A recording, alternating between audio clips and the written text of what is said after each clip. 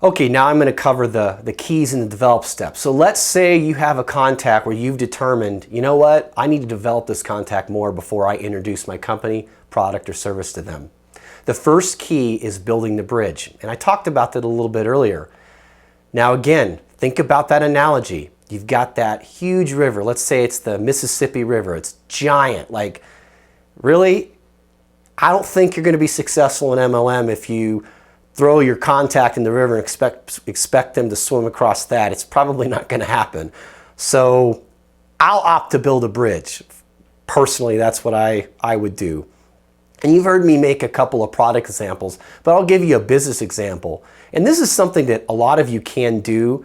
Obviously, this is a process I have in my team, and I have a complete marketing method, as we call them, that we use. And I can't give you all that because it's company, product, and service focused in what we do, but I can give you the general gist of what we do. So if I have somebody that says something like, they say, Jason, I'm just sick of my commute.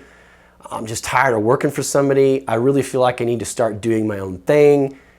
So obviously that's a business contact for me. That's somebody that I want to develop.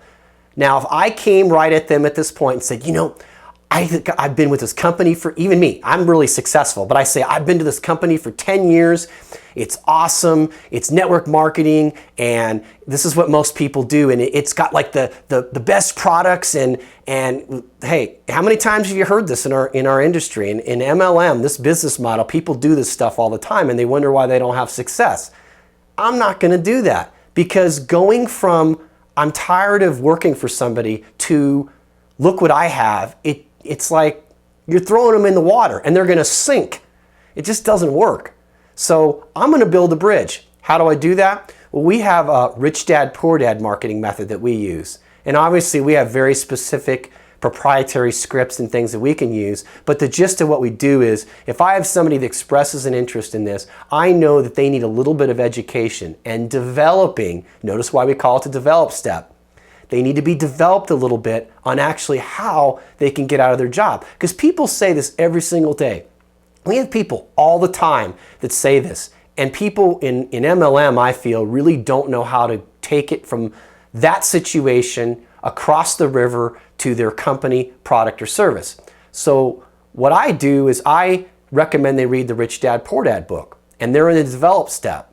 And so I'm developing them on passive income. And Robert Kiyosaki does a great job of telling a story, talking about how people become rich, how people become poor, his rich dad, his poor dad.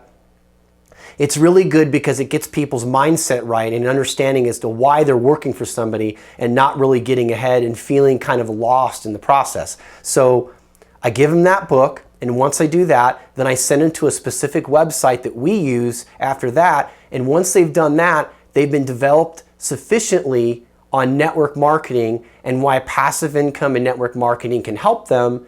And then it's appropriate to move on to the next step. So I'm building the bridge, which is the first key, and then I'm crossing the bridge with this information. So just think of it that way. If you always are kind of lost in the process, think about where your contact is and think, okay, they're standing on one side of the Mississippi River, and on the other side is my company, product, or service. And am I throwing them in the water? Are they sinking? Or am I building a bridge for them? Always remember that, and I think you'll have a lot more success in getting people to actually look at your information.